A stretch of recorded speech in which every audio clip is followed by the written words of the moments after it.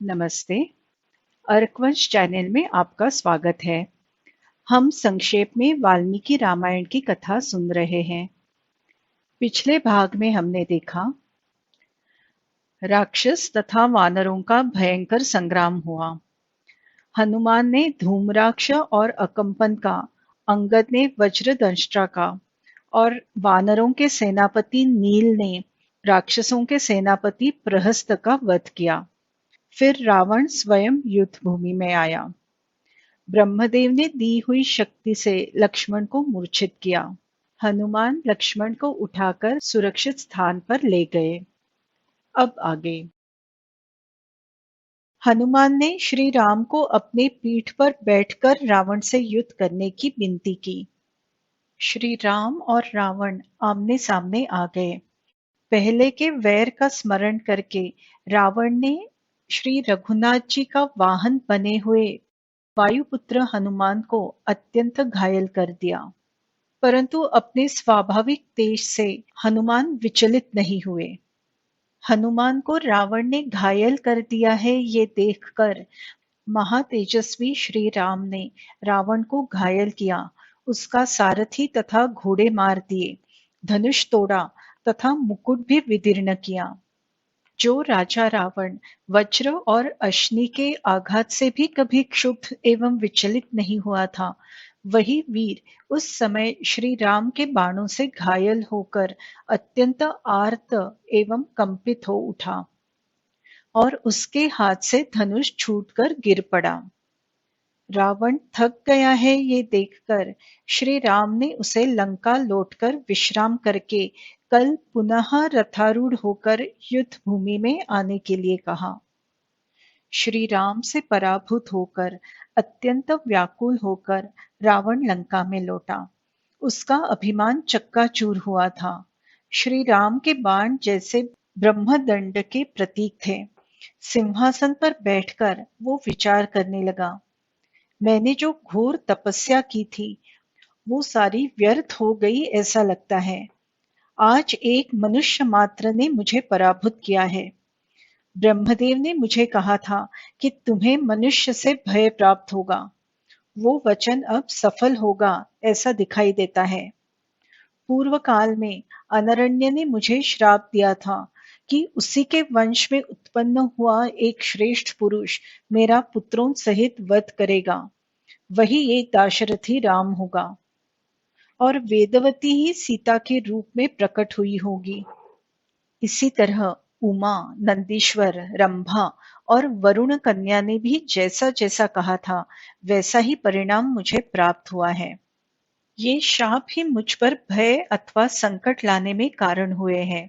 प्रहस्त मारा गया और मैं भी समरांगण में परास्त हो गया, ऐसा जानकर महाबली रावण ने राक्षसों की भयानक सेना को आदेश दिया कि तुम लोग नगर के दरवाजों पर रहकर उनकी रक्षा के लिए यत्न करो। परकोटों पर भी चढ़ जाओ और निद्रा के अधीन हुए कुंभकर्ण को जगा दो। कुंभकर्ण एक गुफा में रहता था जो बहुत सुंदर थी और वहां के वातावरण में फूलों की सुगंध छाई रहती थी। उस गुफा की लंबाई चौड़ाई सब ओर से एक एक योजन की थी तथा उसका दरवाजा बहुत बड़ा था। उसमें प्रवेश करते ही वे महाबली राक्षस कुंभकर्ण की सांस के वेग से सहसा पीछे को ठेल दिए गए। फिर बड़ी कठिनाई से पैर जमाते हुए वे पूरा प्रयत्न करके उस गुफा के भीतर घुसे। कुंभकर्ण का सारा शरीर ऊपर उठी हुई रोमबलियों से भरा था। वो सर्प के समान सांस लेता और अपने निश्वासों से लोगों को चक्कर में डाल देता था। वहां सोया हुआ वो राक्षस भयानक बल विक्रम से संपन्न था। उसकी नासिका के दोनों छिद्र बड़े भयंकर थे। मुंह पाताल के समान विशाल था। उसने अपना सारा शरीर शैया पर डाल रखा था और उसकी देह से रक्त और चर्बी की सी गंध प्रकट होती थी। कुंभकर्ण को जगाने के लिए आए हुए राक्षसों ने कुंभकर्ण के सामने प्राणियों के मेरु पर्वत जैसे ढेर लगा दिए, जो उसे अत्यंत तृप्ति प्रदान करने वाले थे। उन्होंने वहां मृगों, भैंसों और सूअरों के समूह खड़े कर दिए तथा अन्न की भी अद्भुत राशि एकत्र कर दी। इतना ही नहीं, कुंभकर्ण के आगे रक्त से भरे हुए बहुतेरे घड़े और नाना प्रकार के मांस भी रख दिए। कुंभकर्ण को जगाने के लिए 10,000 राक्षस प्रयत्न करने लगे। उन सब ने एक साथ ही मृदंग, पणव, भेरी, शंख आदि बजाने आरंभ किए। कुंभकर्ण की छाती पर पर्वत शिखर मुसलों, गदाओं, मुदगरों और मुक्कों से मारना आरंभ किया। फिर भी कुंभकर्ण नहीं जगा। तब कुछ राक्षस उसके सिर के बाल नोचने लगे, कोई दांतों से कान काटने लगे। तत्पश्चात उसके शरीर पर हजारों हाथी दौड़ाए गए। इस तरह अनेक प्रयत्न करने के उपरांत कुंभकर्ण नींद से जाग गया। उसे बड़ी भूख लगी थी, अतः उसने भर पेट मांस खाया।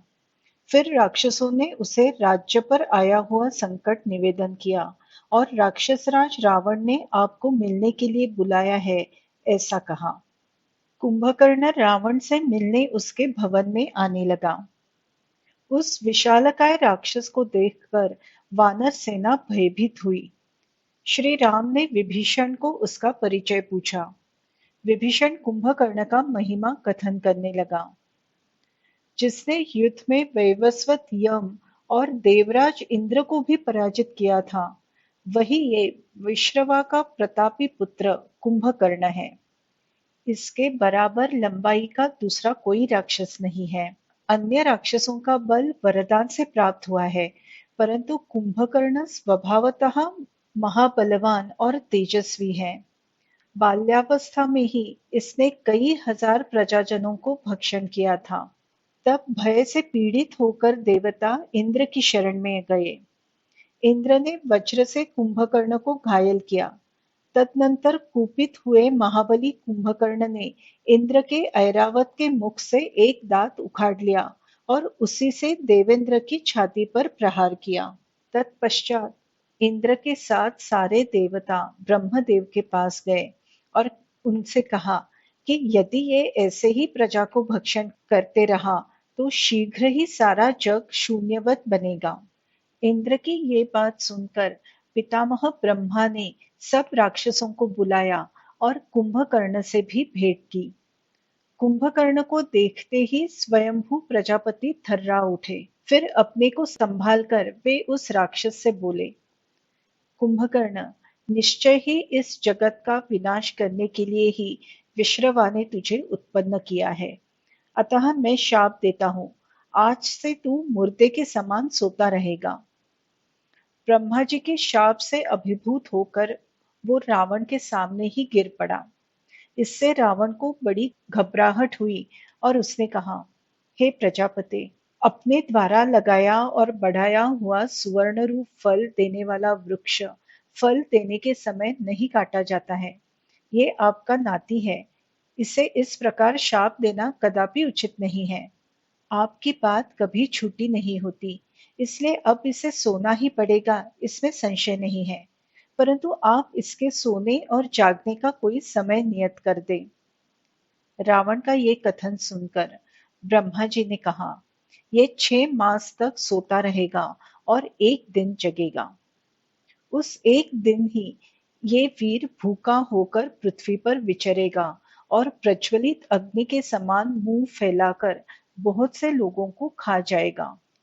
इस समय आपत्तिग्रस्त होने के कारण तथा आपके पराक्रम से भयभीत होकर लंकेश ने इसे जगाया होगा। कुंभकर्ण को राज्य पर आया हुआ संकट समझते ही वो त्वरित रावण से मिलने उसके भवन में आया। कुंभकर्ण को उपस्थित देख दशमुख रावण तुरंत उठकर खड़ा हो गया और बड़े हर्ष के साथ उसे अपने समीप बुला लिया। कुंभकर्ण ने रावण के चरणों में प्रणाम किया और पूछा, कौन सा कार्य आ पड़ा है? किस लिए तुमने मुझे जगाया है? बताओ, यहाँ तुम्हें किससे भय प्राप्त हुआ है अथवा कौन परलोक का पथिक होने वाला है? रावण उसे कहने लगा, महाबली वीर, तुम्हारे सोए सोए दीर्घ काल व्यतीत हो गया। तुम गाढ़ी निद्रा में निमग्न होने के कारण नहीं जानते कि मुझे राम से भय प्राप्त हुआ है। ये दशरथ कुमार बलवान राम सुग्रीव के साथ समुद्र लांघ कर यहाँ आया है और हमारे कुल का विनाश कर रहा है। देखो तो सही, समुद्र में पुल बांधकर सुखपूर्वक यहाँ आए हुए वानरों ने लंका के समस्त वनों और उपवनों को ध्वस्त कर दिया है। यहाँ वानर रूपी जल का समुद्र सा लहरा रहा है। हमारे जो मुख्य मुख्य राक्षस वीर थे, उन्हें वानरों ने युद्ध में मार डाला, किंतु रणभूमि में वानरों का संहार होता मुझे किसी तरह नहीं दिखाई देता। युद्ध में कभी कोई वानर पहले जीते नहीं गए हैं। कुंभकर्ण, इस समय हमारे ऊपर यही भय उपस्थित हुआ है। तुम इससे हमारी रक्षा करो और आज इन वानरों को नष्ट कर दो। इसीलिए हमने तुम्हें जगाया है। हमारा सारा खजाना खाली हो गया है, अतः मुझ पर अनुग्रह करके तुम इस लंकापुरी की रक्षा करो। अब यहाँ केवल बालक और वृद्ध ही शेष रह गए हैं। महाबाहो, तुम अपने इस भाई के लिए अत्यंत दुष्कर पराक्रम करो। आज से पहले कभी किसी भाई से मैंने ऐसी अनुनय विनय नहीं की थी। तुम्हारे ऊपर मेरा बड़ा स्नेह है और मुझे तुमसे बड़ी आशा है। तुमने देवासुर संग्राम के अवसरों पर अनेक बार प्रतिद्वंद्वी का स्थान लेकर रणभूमि में देवताओं और असुरों को भी परास्त किया है। अतः तुम ही ये सारा पराक्रम पूर्ण कार्य संपन्न करो, क्योंकि समस्त प्राणियों में तुम्हारे समान बलवान मुझे दूसरा कोई नहीं दिखाई देता। तुम युद्ध प्रेमी तो हो ही, अपने बंधु बांधवों से भी बड़ा प्रेम रखते हो। इस समय तुम मेरा यही प्रिय और उत्तम हित करो। अपने तेज से शत्रुओं की सेना को उसी तरह व्यथित कर दो, जैसे वेग से उठी हुई प्रचंड वायु शरद ऋतु के बादलों को छिन्न भिन्न कर देती है। राक्षसराज रावण का ये विलाप सुनकर कुंभकर्ण उससे कहने लगा, पहले विचार करते समय हम लोगों ने जो दोष देखा था, वही तुम्हें इस समय प्राप्त हुआ है। तुमने हितैषी पुरुषों और उनकी बातों पर विश्वास नहीं किया था। तुम्हें शीघ्र ही अपने पाप कर्म का फल मिल गया। महाराज, केवल बल के घमंड से तुमने पहले इस पाप कर्म की कोई परवाह नहीं की, इसके परिणाम का कुछ भी विचार नहीं किया था।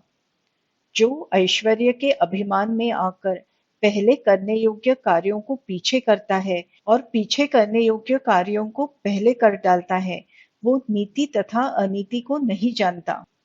जो कार्य उचित देशकाल न होने पर विपरीत स्थिति में किए जाते हैं, वे संस्कारहीन अग्नियों में होमे गए भविष्य की भांति केवल दुख के ही कारण होते हैं। जो राजा सचिवों के साथ विचार करके क्षय, वृद्धि और स्थान रूप से उपलक्षित साम, दाम और दंड, इन तीनों कर्मों के 5 प्रकार के प्रयोग को काम में लाता है, वही उत्तम नीति मार्ग पर विद्यमान है, ऐसा समझना चाहिए। जो नरेश नीति शास्त्र के अनुसार मंत्रियों के साथ क्षय आदि के लिए उपयुक्त समय का विचार करके तदनुरूप कार्य करता है और अपनी बुद्धि से सुहृदों को भी पहचान कर लेता है, वही कर्तव्य और अकर्तव्य का विवेक कर पाता है। नीतिज्ञ पुरुष को चाहिए कि धर्म, अर्थ और काम का अपने समय पर सेवन करे। धर्म, अर्थ और काम, इन तीनों में धर्म ही श्रेष्ठ है। अतः विशेष अवसरों पर अर्थ और काम की उपेक्षा करके भी धर्म का ही सेवन करना चाहिए। इस बात को विश्वसनीय पुरुषों से सुनकर भी जो राजा नहीं समझता अथवा समझकर भी स्वीकार नहीं करता, उसका अनेक शास्त्रों का अध्ययन व्यर्थ ही है। जो मनस्वी राजा मंत्रियों से अच्छी तरह सलाह करके समय के अनुसार दान, भेद और पराक्रम का, इनके पूर्वोक्त तो 5 प्रकार के योग का, नय और अनय का तथा ठीक समय पर धर्म, अर्थ और काम का सेवन करता है, वो इस लोक में कभी दुख या विपत्ति का भागी नहीं होता। राजा को चाहिए कि वो अर्थ तत्वज्ञ एवं बुद्धिजीवी मंत्रियों की सलाह लेकर जो अपने लिए परिणाम में हितकर दिखाई देता हो, वही कार्य करे। जो पशु के समान बुद्धि वाले किसी तरह मंत्रियों के भीतर सम्मिलित कर लिए गए हैं, वे शास्त्र के अर्थ को नहीं जानते, केवल धृष्टतावश बातें बनाना चाहते हैं। शास्त्र के ज्ञान से शून्य और अर्थशास्त्र से अनभिज्ञ होते हुए भी प्रचुर संपत्ति चाहने वाले उन अयोग्य मंत्रियों की कही हुई बात कभी नहीं माननी चाहिए। जो लोग धृष्टता के कारण अहितकर बात को हित का रूप देकर कहते हैं, वे निश्चय ही सुझाव लेने योग्य नहीं हैं, अतः उन्हें इस कार्य से अलग कर देना चाहिए। जो राजा शत्रु की अवहेलना करके अपनी रक्षा का प्रबंध नहीं करता है, वो अनेक अनर्थों का भागी होता और अपने स्थान से नीचे उतार दिया जाता है। तुम्हारी प्रिय पत्नी मंदोदरी और मेरे छोटे भाई विभीषण ने पहले तुमसे जो कुछ कहा था, वही हमारे लिए हितकर था। कुंभकर्ण की ये बात सुनकर दशमुख रावण ने भोए टेढ़ी कर ली और कुपित होकर उससे कहा, तुम माननीय गुरु और आचार्य की भांति मुझे उपदेश क्यों दे रहे हो? इस तरह भाषण देने का परिश्रम करने से क्या लाभ होगा? इस समय जो उचित और आवश्यक हो, वो काम करो। मैंने भ्रम से, चित्त मोह से अथवा मेरे बल पराक्रम पर विश्वास रख के तुम लोगों का कहना नहीं सुना। उस पर इस समय पुनः चर्चा करना व्यर्थ है। जो बात बीत गई सो बीत गई। बुद्धिमान लोग बीती बात के लिए बारंबार शोक नहीं करते। अब इस समय हमें क्या करना चाहिए, इसका विचार करो। अपने पराक्रम से मेरे अनीति जनित दुख को शांत कर दो। यदि मुझ पर तुम्हारा लोभ हो, यदि अपने भीतर यथेष्ट पराक्रम समझते हो, और यदि मेरा ये कार्य परम कर्तव्य समझकर मन से करने का निश्चय हो, तो युद्ध करो। वही सुहृद है जो सारा कार्य नष्ट हो जाने से दुखी हुए स्वजन पर अकारण अनुग्रह करता है, तथा वही बंधु है जो अनीति के मार्ग पर चलने से संकट में पड़े हुए पुरुषों की सहायता करता है। रावण क्रुद्ध हुआ है ये देखकर उसका सांत्वन करते हुए कुंभकर्ण कहता है, इस समय एक बंधु के नाते जो करना उचित है, वही मैं स्नेहपूर्वक करूंगा। तुम्हें जिस कारण से संतप्त होना पड़ा है, वो मैं अवश्य नष्ट करूंगा। अब तुम रणभूमि पर मेरे द्वारा किया गया शत्रु संहार देखो। आज युद्ध की धुमश्चक्री में मेरे हाथों राम लक्ष्मण के मारे जाने पर वानर सेना भयभीत होकर कैसे पलायन करती है, ये तुम देखोगे। मेरा पर्वत के समान विशाल शरीर है। मैं हाथ में तीखा त्रिशूल धारण करता हूँ और मेरी दाढ़ी भी बहुत तीखी है। मेरे सिंहनाद करने पर इंद्र भी भय से थर्रा उठेंगे। अथवा यदि मैं शस्त्र त्याग करके भी वेगपूर्वक शत्रुओं को रोमता हुआ रणभूमि में विचरने लगूं, तो कोई भी जीवित रहने की इच्छा वाला पुरुष मेरे सामने नहीं ठहर सकता।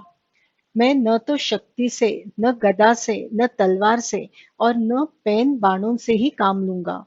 रोष से भरकर केवल दोनों हाथों से ही वज्रधारी इंद्र जैसे शत्रु को भी मौत के घाट उतार दूंगा। यदि राम आज मेरी मुट्ठी का वेग सह लेंगे, तो मेरे बाण समूह अवश्य ही उनका रक्तपान करेंगे। राजन, मेरे रहते हुए तुम किस लिए चिंता की आग से झुलस रहे हो? मैं तुम्हारे शत्रुओं का विनाश करने के लिए अभी रणभूमि में जाने को उद्युक्त हूँ। तुम्हें राम से जो घोर भय हो रहा है, उसे त्याग दो। मैं रणभूमि में राम, लक्ष्मण और महाबली सुग्रीव को अवश्य मार डालूंगा। युद्ध उपस्थित होने पर मैं राक्षसों का संहार करने वाले उस हनुमान को भी जीवित नहीं छोड़ूंगा, जिसने लंका जलाई थी। साथ ही अन्य वानरों को भी खा जाऊंगा। आज मैं तुम्हें अलौकिक एवं महान यश प्रदान करना चाहता हूँ। राजन, यदि तुम्हें इंद्र अथवा स्वयंभू ब्रह्मा से भी भय हो, तो मैं उस भय को भी उसी तरह नष्ट कर दूंगा, जैसे सूर्य रात्रि के अंधकार को। राजन, अब मौज करो, मदिरा पियो और मानसिक दुख को दूर करके सब कार्य करो। आज मेरे द्वारा राम यमलोक पहुंचा दिए जाएंगे, फिर तो सीता चिरकाल के लिए तुम्हारे अधीन हो जाएगी। महोदर कुंभकर्ण से सहमत नहीं होता। वो कहता है, कुंभकर्ण, तुम घमेंडी हो, इसलिए सब विषयों में क्या कर्तव्य है इस बात को नहीं जानते। तुमने युद्ध के लिए अकेले प्रस्थान करने के विषय में जो हेतु दिया है वो कैसे असंगत तथा अनुचित है, ये सुनो। जिन्होंने पहले जनस्थान में बहुत से अत्यंत बलशाली राक्षसों को मार डाला था, उन्हीं रघुवंशी वीर श्री राम को तुम अकेले ही कैसे परास्त करोगे? जनस्थान में श्री राम ने पहले जिन महान बलशाली निशाचरों को मार भगाया था, वे आज भी इस लंकापुरी में विद्यमान है और उनका वो भय अब तक दूर नहीं हुआ है। क्या तुम उन राक्षसों को नहीं देखते हो? दशरथ कुमार श्री राम महान पराक्रमी एवं भयंकर है। क्या तुम उनसे भिड़ने का साहस करते हो? क्या जानबूझकर सोए हुए सर्प को जगाना चाहते हो? तुम्हारी मूर्खता पर आश्चर्य होता है। श्री राम सदा ही अपने तेज से देदीप्यमान है। वे क्रोध करने पर अत्यंत दुर्जय और मृत्यु के समान असह्य हो उठते हैं। भला कौन योद्धा उनका सामना कर सकता है? राक्षस राज, मुझे एक ऐसा उपाय सूझा है जो सीता को आपकी सेवा में उपस्थित करके ही रहेगा। आप उसे सुनिए। आप नगर में ये घोषित कर दें कि महोदर, द्विजिह्व, संह्रादी, कुंभकर्ण और वितर्दन, ये 5 राक्षस राम का वध करने के लिए जा रहे हैं। हम लोग रणभूमि में जाकर प्रयत्नपूर्वक श्री राम के साथ युद्ध करेंगे। यदि आपके शत्रुओं पर हम विजय पा गए, तो हमारे लिए सीता को वश में करने के निमित्त दूसरे किसी उपाय की आवश्यकता ही नहीं रहेगी। परंतु यदि हमारा शत्रु हम पर भारी पड़ गया, तो हम राम नाम से अंकित बाणों द्वारा अपने शरीर को घायल कराकर खून से लथपथ हो हम ये कहते हुए युद्ध भूमि से यहाँ लौटेंगे कि हमने राम और लक्ष्मण को खा लिया है। फिर जब लोगों में सब ओर ये चर्चा फैल जाए कि राम अपने सुहृदों सहित राक्षसों के आहार बन गए और सीता के कानों में भी ये बात पड़ जाए, तब आप सीता को समझाने के लिए एकांत में उसके वास स्थान पर जाए और तरह तरह से धीरज बंधाकर उसे धन धान्य भांति भांति के भोग और रत्न आदि का लोभ दिखावे। राजन, इस प्रवंचना से अपने को अनाथ मानने वाली सीता का शोक और भी बढ़ जाएगा और वो इच्छा न होने पर भी आपके स्वाधीन हो जाएगी। मेरे देखने में यही सबसे सुंदर नीति है। युद्ध में तो श्री राम का दर्शन करते ही आपको अनर्थ की प्राप्ति हो सकती है। अतः आप युद्ध स्थल में जाने के लिए उत्सुक न हो। यही आपके अभीष्ट मनोरथ की सिद्धि हो जाएगी। बिना युद्ध के ही आपको सुख का महान लाभ होगा। इस पर कुंभकर्ण कहता है, युद्ध में कायरता दिखाने वाले तुम जैसे चापलूसों ने ही सदा राजा की हाँ में हाँ मिलाकर सारा काम चौपट किया है। अब तो लंका में केवल राजा शेष रह गए हैं। खजाना खाली हो गया है और सेना मार डाली गई है। इस राजा को पाकर तुम लोगों ने मित्र के रूप में शत्रु का काम किया है। ये देखो, अब मैं शत्रु को जीतने के लिए उद्यत होकर समर भूमि में जा रहा हूँ। तुम लोगों ने अपनी खोटी नीति के कारण जो विषम परिस्थिति उत्पन्न कर दी है, उसका आज महासमर में समीकरण करना है। इस विषम संकट को सर्वदा के लिए टाल देना है। बुद्धिमान कुंभकर्ण ने जब ऐसी वीरोचित बात कही, तब राक्षसराज रावण ने हंसते हुए कहा, ये महोदर श्री राम से बहुत डर गया है, इसमें संशय नहीं। इसीलिए ये युद्ध को पसंद नहीं करता है। कुंभकर्ण, मेरे आत्मीय जनों में सौहार्द और बल की दृष्टि से कोई भी तुम्हारी समानता करने वाला नहीं है। तुम शत्रुओं का वध करने और विजय पाने के लिए युद्ध भूमि में जाओ। तुम पाशधारी यमराज की भांति शूल लेकर जाओ और सूर्य के समान तेजस्वी उन दोनों राजकुमारों को तथा वानरों को मारकर खा जाओ। वानर तुम्हारा रूप देखते ही भाग जाएंगे तथा राम और लक्ष्मण के हृदय भी विदीर्ण हो जाएंगे। रावण के ऐसा कहने पर महाबली कुंभकर्ण बहुत प्रसन्न हुआ और उसने बड़े वेग से तीखा शूल हाथ में लिया, जो सबका सब काले लोहे का बना हुआ, चमकीला और तपाए हुए स्वर्ण से विभूषित था। उसकी कांति इंद्र के अश्नि के समान थी। वो वज्र के समान भारी था तथा देवताओं, दानवों, गंधर्वों, यक्षों और नागों का संहार करने वाला था। उसमें लाल फूलों की बहुत बड़ी माला लटक रही थी और उससे आग की चिंगारियां झड़ रही थी। शत्रुओं के रक्त से रंगे हुए उस विशाल शूल को हाथ में लेकर महातेजस्वी कुंभकर्ण रावण से बोला, मैं अकेला ही युद्ध के लिए जाऊंगा, अपनी ये सारी सेना यही रहे। परंतु रावण कहता है, कुंभकर्ण, तुम हाथों में शूल और मुदगर धारण करने वाले सैनिकों से घिरे रहकर युद्ध के लिए यात्रा करो, क्योंकि महामनस्वी वानर बड़े वीर और अत्यंत उद्योगी है। वे तुम्हें अकेला या असावधान देख दांतों से काट काट कर नष्ट कर डालेंगे। इसलिए सेना से घिरकर सब ओर से सुरक्षित हो यहाँ से जाओ। उस दशा में तुम्हें परास्त करना शत्रुओं के लिए बहुत कठिन होगा। तुम राक्षसों का अहित करने वाले समस्त शत्रु दल का संहार करो। यो कहकर महातेजस्वी रावण ने एक सोने की माला, जिसके बीच बीच में मणियां पिरोई हुई थी, कुंभकर्ण के गले में पहना दी।